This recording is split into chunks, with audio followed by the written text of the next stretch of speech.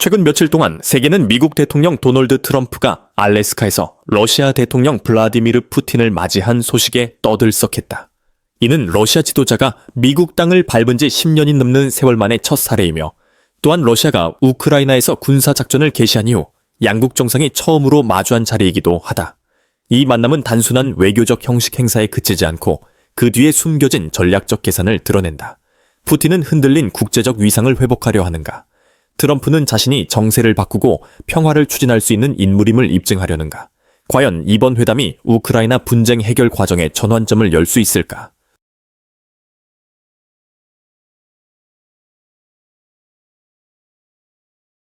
도널드 트럼프 대통령과 블라디미르 푸틴 대통령의 알래스카 회담 의미를 러시아, 우크라이나 관계의 역사적 맥락과 국제 정세를 함께 고려해야 한다. 갈등은 2014년 러시아의 크림반도 합병에서 시작되었고 2022년 전면전으로 확산되었다. 그로 인해 수만 명이 목숨을 잃고 수백만 명이 고향을 떠나야 했다. 서방은 제재를 부과했고 나토는 지원을 강화했으며 러시아는 비서방 국가들과의 협력을 모색하며 나토를 안보 위협으로 규정했다. 미국은 제재를 주도하고 우크라이나 최대 지원국 역할을 하고 있다. 따라서 푸틴의 미국 방문은 단순한 외교 행위를 넘어서는 상징적 의미를 지닌다. 특히 러시아와 미국이 베링 해협을 사이에 두고 맞닿아 있는 알래스카를 선택한 것은 양국 간 지정학적 거리를 상징적으로 드러낸다. 이 만남은 두 정상 간의 문제가 아니라 세계 전략적 이해가 충돌하는 자리다. 그렇다면 도널드 트럼프는 이 사건에서 무엇을 얻으려 하는가? 그리고 그것은 미국의 대내외적 야심과 어떻게 연결되는가? 이 부분이 우리가 다음에 분석할 주제다. 알래스카 회담을 더 잘 이해하려면 먼저 미국 구체적으로는 도널드 트럼프 대통령의 동기를 분석해야 한다. 그는 단순히 협상 자리를 마련한 인물이 아니라 평화 과정을 형성할 수 있는 수많은 정치적 도구를 쥐은 당사자이기도 하다. 트럼프는 모든 정책을 미국 우선이라는 구에 밀접하게 연결시킨다. 많은 미국 유권자, 특히 그의 지지자들에게 수백억 달러 규모의 우크라이나 지원은 과도한 지출로 보인다. 트럼프는 이러한 인식을 파악하고 분쟁 종식을 모색하는 것을 미국 국민의 직접적 이익을 지킨다는 증거로 내세운다. 평화협정 혹은 최소한 명확한 로드맵은 선거 국면에서 그의 정치적 입지를 크게 강화할 수 있다. 트럼프는 여러 차례 24시간 안에 전쟁을 끝낼 수 있다고 발언했으며 이후 표현을 조정하기도 했다. 이는 그가 협정 설계자로서의 역할을 확립하려는 의지를 보여준다. 마치 지미 카터가 캠프 데이비드 협정과 오바마가 노벨 평화상과 연관되듯 트럼프도 국제적 차원의 발자취를 남기려 한다. 일부는 그가 노벨상이라는 유산을 노리고 있다는 의견도 제기한다. 트럼프의 접근 방식에서는 모든 분쟁이 협상과 양보를 통해 해결 가능하다. 그는 우크라이나와 관련해 키이우가 영토를 양보하지 않으려면 평화가 불가능할 수도 있음을 시사한 바 있다. 이는 논란을 낳았지만 그의 철저한 실용주의적 시각을 드러낸다. 또한 나토와 관련해 그는 유럽과 달리 우크라이나의 가입을 반대한다. 대신 러시아와 긴장을 높이지 않으면서 별도의 안보 보장 체제를 제안한다. 우크라이나 문제를 넘어 트럼프는 러시아를 중국과의 경쟁 속에서 바라본다. 일부 미국 정책 이반자들은 모스크바와 긴장을 완화하면 워싱턴이 장기 전략적 경쟁자인 베이징에 더 효과적으로 대응할 수 있다고 본다. 그래서 러시아를 완전히 중국 쪽으로 몰아넣기보다 제한적 협력을 모색해야 한다는 제안도 나온다. 그러나 트럼프의 접근 방식은 쉽게 실행되지 않는다. 우크라이나의 영토 양보 요구는 거의 받아들여지기 어렵다. 유럽 동맹국들도 신속한 협정이 일시적 휴전에 불과하고 근본적 해결이 되지 않을 것을 우려한다.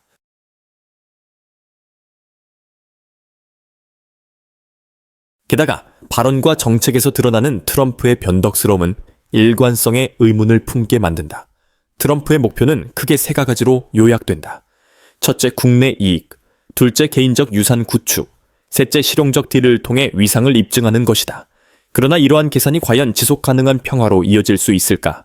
아니면 단지 전술적 행보에 불과할까? 그 해답은 결국 남은 한 당사자 러시아에게 달려있다. 만약 워싱턴이 국내 이익과 트럼프 개인의 이미지를 최우선에 둔다면 반대로 푸틴의 러시아는 어떤 목표를 겨냥하고 있을까? 트럼프가 알래스카의 국내 정치와 개인 이미지를 우선시하며 왔다면 푸틴은 장기 전략 목표를 안고 왔다. 그것은 러시아의 위상을 강화하고 강대국의 역할을 다시 확인하는 것이다. 푸틴은 소련이 누렸던 존중을 회복하고 싶다고 여러 차례 강조해왔다. 그의 비전에서 우크라이나는 단순한 이웃이 아니라 전략적, 역사적, 정치, 심리적 의미를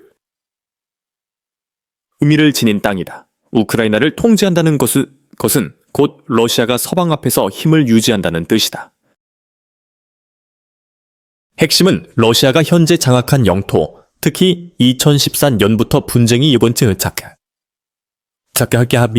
찌어진 돈바스를 유지하는 것이다. 동시에 모스크바는 2014년에 합병한 크림반도를 러시아의 공식 영토로 국제사회가 인정하기를 원한다. 이것은 국내 입지를 강화하는 동시에 러시아의 행동을 국제적으로 합법화한다. 또 다른 우선순위는 우크라이나의 나토 가입을 차단하는 것이다.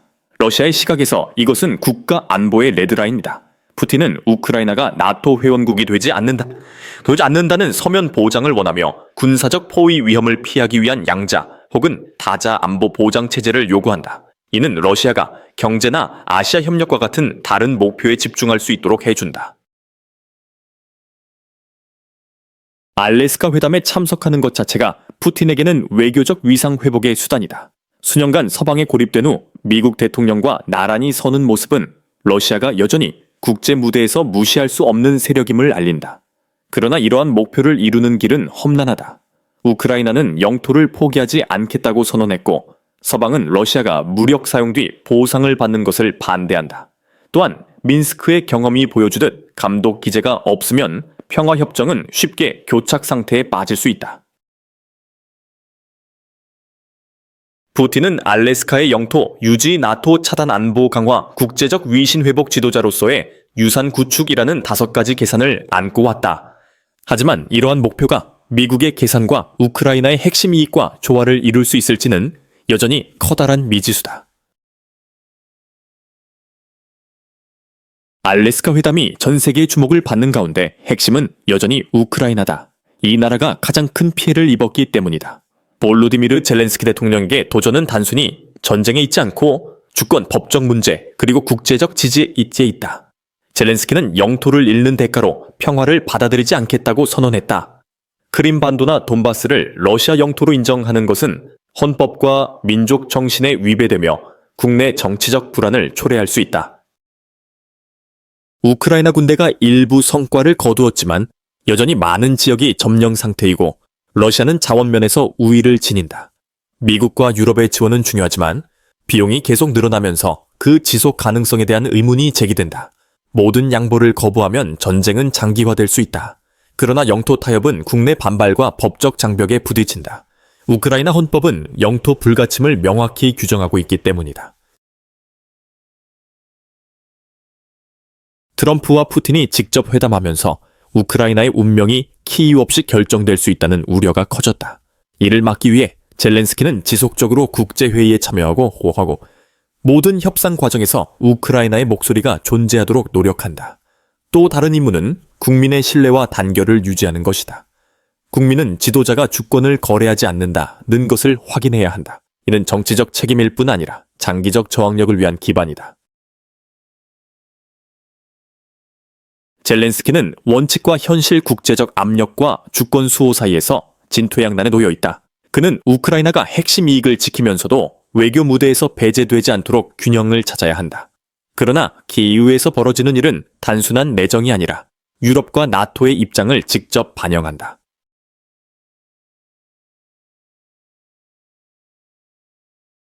알래스카에서 열린 트럼프와 푸틴의 회담은 큰 그림 속의 한 조각일 뿐이다.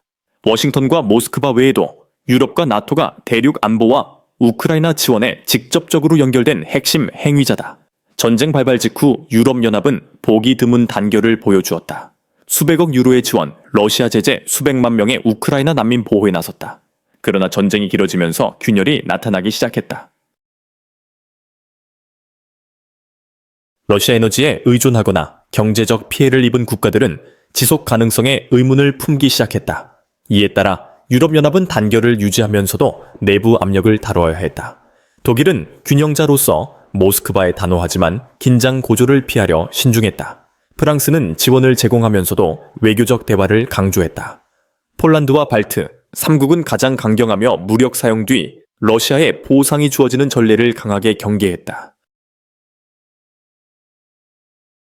나토는 무기훈련 정보면에서 우크라이나를 강력히 지원했지만 러시아와의 전면 충돌을 우려해 직접 병력 투입은 약속하지 않았다. 가장 민감한 사안은 우크라이나의 나토 가입이다. 키이우에게 이것은 최종 안보 방패이지만 많은 회원국에게는 전쟁이 동맹 전체로 확산될 수 있다는 의미다. 따라서 트럼프가 제안한 우크라이나가 나토 회원이 되지 않고도 병행되는 안보 보장 체제는 논란을 일으켰다. 일부 국가는 이를 현실적 해법으로 보았지만 다른 국가는 나토 억지력을 약화시킬 수 있다고 우려했다. 알래스카 회담은 평화 과정이 미국과 러시아 주도로 진행되고 유럽이 주변적 역할에 머물 수 있다는 우려를 불러왔다. 이는 유럽연합이 대륙 안보의 중심 역할을 약화시킬 수 있다. 그래서 많은 유럽 지도자들이 모든 협정에는 반드시 키이우와 유럽 파트너가 참여해야 한다고 강조한다. 만약 미국과 러시아가 공통점을 찾는다면 유럽은 경제 에너지 부담을 덜 수 있다. 그러나 영토 양보를 바탕으로 한 합의는 많은 국가들에게 의문을 낳는다. 그것이 진정한 평화인가? 아니면 단지 분쟁 동결에 불과해 언젠가 다시 폭발할 것인가? 유럽과 나토는 우크라이나의 최대 지원자이자 직접적인 영향을 받는 당사자다. 그들의 입장이 앞으로의 평화 과정이 장기적 해법이 될지 아니면 단기적 타협에 그칠지를 결정할 것이다. 알래스카 회담 이후 미래는 여전히 열려 있다. 우리는 몇 가지 주요 시나리오를 상상할 수 있으며 각각은 발동 조건 장애물 그리고 고유한 결과를 수반한다. 단계적 휴전. 양측은 긴장을 완화하고 국제적 감시 아래 임시 경계선을 설정한다. 우크라이나는 나토에 가입하지 않지만 안보 보장과 지원을 약속받는다. 가장 큰 장애물은 주권 문제가 완전히 해결되지 않아 분쟁 동결 상태로 이어질 수 있다는 점이다. 장기적 분쟁 동결. 정치적 해법 대신 전투는 저강도 수준으로 유지되며 명확한 로드맵이 없다. 이는 우크라이나가 지속적인 압력을 받고 유럽은 상시적인 안보 위험 속에서 살아가야 함을 의미한다. 패키지별 기본 합의, 안보 인도주의 재건 등 문제를 나누어 다루고 영토 문제는 나중에 논의한다. 이 방식은 점진적으로 신뢰를 쌓을 수 있지만 민감한 패키지에서 교착에 빠질 위험이 크다.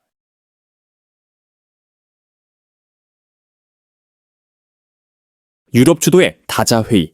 유럽이 주도할 경우 과정은 정당성이 높아지고 미국과 러시아가 우크라이나를 대신해 결정한다는 인식이 줄어든다. 그러나 유럽연합과 나토 내 국가 간 이해 차이로 인해 진전이 느려질 수 있다. 미국, 러시아 양자 돌파구. 워싱턴과 모스크바가 핵심 원칙을 먼저 합의하고 이후 국제사회에 제시한다. 장점은 속도가 빠르다는 점이지만 키이우와 유럽이 배제될 위험은 여전히 존재한다. 대화 붕괴와 전투 격화. 협상이 실패하면 전쟁은 격렬하게 재점화될 수 있다. 제재와 역제재가 이어지며 불안정이 확산되고 국제적 신뢰가 크게 추락한다. 결정적 변수, 전장 균형 여론과 각국 선거 유럽연합과 나토의 단결 수준, 비서방 중재국의 역할, 그리고 주권에 관한 국제 법적 틀이 모두 향후 방향을 규정할 것이다.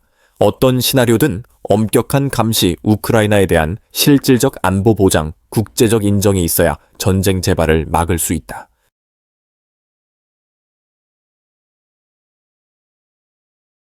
알래스카 회담은 단순한 외교의식이 아니라 거대한 이해관계가 얽힌 무대임을 보여준다. 트럼프는 평화 설계자의 역할을 확립하고 워싱턴의 부담을 줄이려 한다. 푸틴은 러시아가 결코 무시할 수 없는 강대국임을 증명하려 한다. 우크라이나는 주권 수호와 대화의 문을 유지하는 사이에서 발이 묶여 있다. 유럽과 나토는 키이우의 버팀목이지만 경제 안보 압력으로 인해 분열되어 있다. 제시된 시나리오는 단계적 휴전에서 다자회의까지 다양하지만 모두 위험을 내포한다. 빠르지만 취약하거나 더 지속 가능하지만 합의가 어렵다.